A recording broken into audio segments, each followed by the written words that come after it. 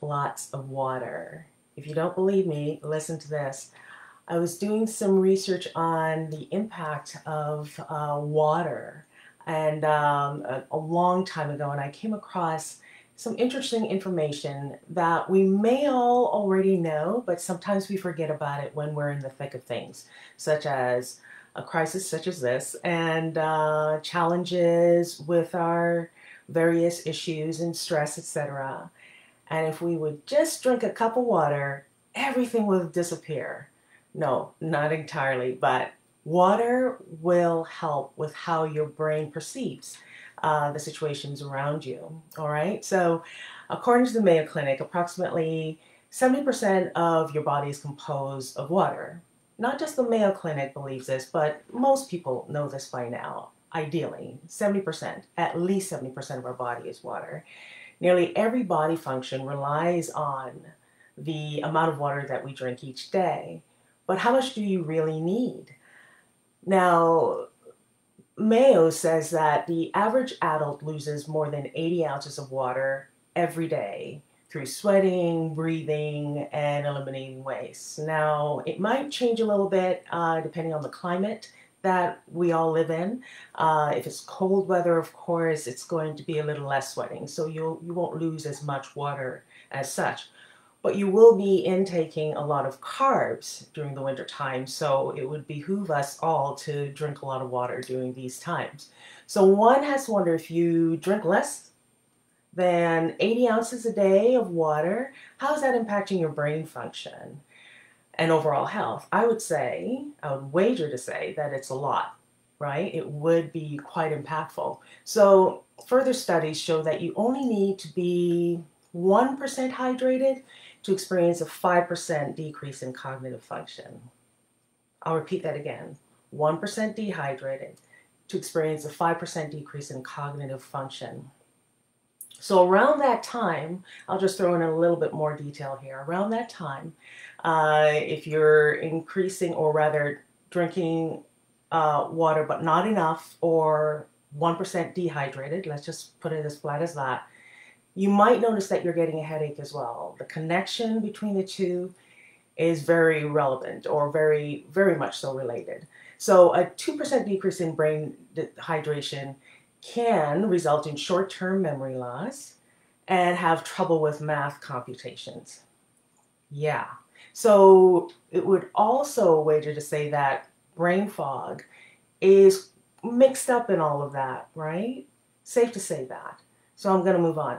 There's prolonged dehydration causes that can really impact the way the brain cells, to where it shrinks in size and mass, a condition commonly in many elderly people who have been dehydrated for years but didn't know it, didn't realize that they weren't having enough water intake per day to help them with their joints, their movements, their brain functioning, etc.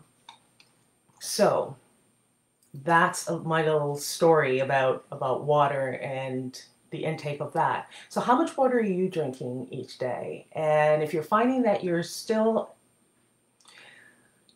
trying to cope with a brain fog that limits the way in which you perceive things, your depression level is being heightened each day, you're feeling a little bit more listless each day as the day goes on, the days might even start to blend in for you, drink a lot of water. I know that I've increased the intake of liquids that I've been having over the past year, because it's just so important as part of the structure. Now, that's one of the ingredients that you can apply to make sure that you keep your mind clear. And also there are a number of other tips that I've listed out in other videos in the past that could also benefit regarding mind health, brain health, mental health, because that's what I specialize in.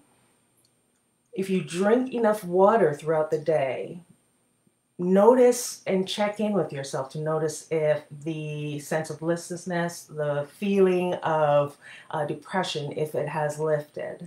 Because a lot of the times it takes just a glass of water to start to shift the way in which your body is coping with the stress around you. I know a lot of people say, oh, I hate water. How could you possibly hate water? I know. Some people think it's boring. How could you possibly think water should entertain you? Water isn't there to entertain you. It's there to hydrate your system and to help you rebalance the 70% of water that you have in your system. But if you do need to put something in your water, put a little bit of lemon juice in it. Or you can also put something like a touch of cranberry juice in there. Or you can also put something, a little touch of something else that you like. Sometimes you can even put a little bit of orange juice in your water just to, give yourself a little bit of a taste.